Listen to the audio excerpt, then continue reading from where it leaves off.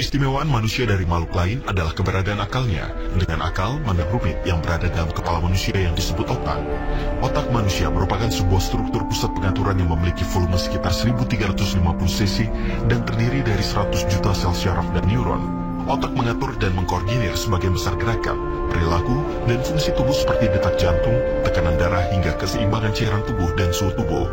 Otak juga bertanggung jawab atas fungsi emosi, ingatan, dan proses pembelajaran.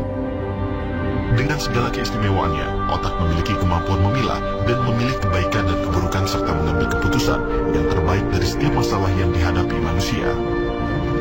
Namun sayangnya, banyak manusia yang mengabaikan fungsi otak ini.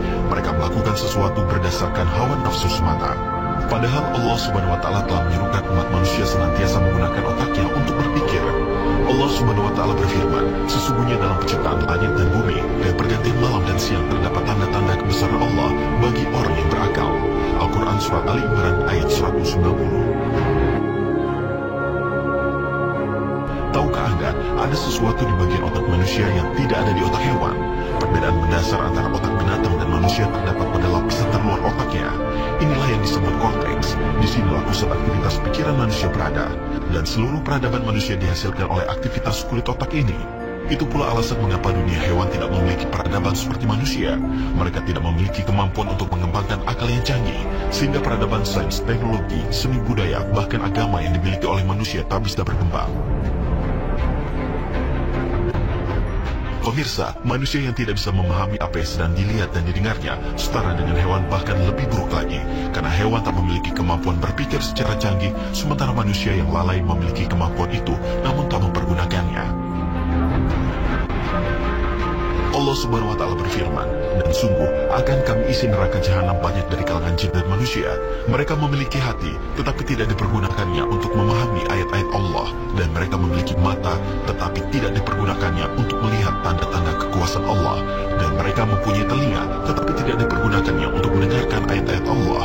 Mereka seperti hewan ternak, bahkan lebih sesat lagi. Mereka itulah orang-orang yang lengah. Al-Quran Surat Al-A'raf ayat 179. Pemirsa, tahukah Anda, ukuran otak manusia bukanlah penentu dari kecerdasan manusia. Walaupun otak kita termasuk yang besar ukurannya, namun gajah, kebanyakan paus, dan lumba-lumba mempunyai otak yang lebih besar. Jika dibandingkan ukuran tubuh, banyak jenis burung memiliki otak dengan ukuran hingga 8% dari berat badan mereka. Bandingkan dengan manusia yang memiliki ukuran otak 2,5%. Penelitian modern membuktikan bagian depan otak atau frontal lobes yang terletak di bagian dalam ubun-ubun bertanggung jawab mengontrol perilaku diri, berpikir, mengatur emosi, merencanakan sesuatu, mengatur konsentrasi, dan mengambil keputusan serta pemecahan masalah. Dengan kata lain, bagian otak inilah yang menjadikan setiap individu unik dalam segi sifat dan perilaku.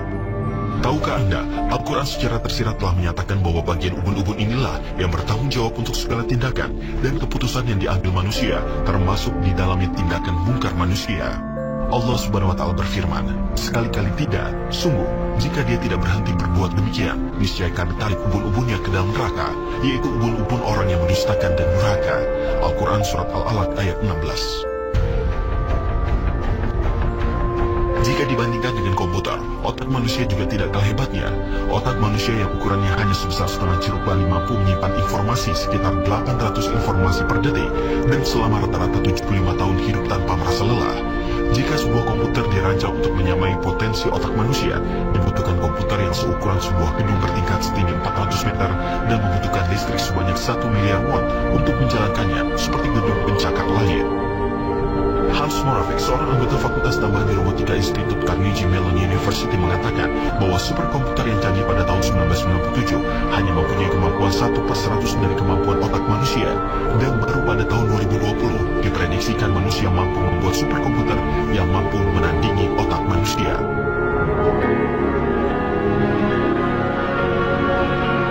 Pemirsa Mozaik Islam, keberadaan akal sangat penting dalam menjalankan agama. Syariat Islam tidak menjadi wajib bagi orang-orang yang akalnya sedang tidak berfungsi. Rasulullah SAW bersabda, pena diangkat dari 3 golongan, anak kecil, orang gila, dan orang tidur. Hadis riwayat Ibnu Majah.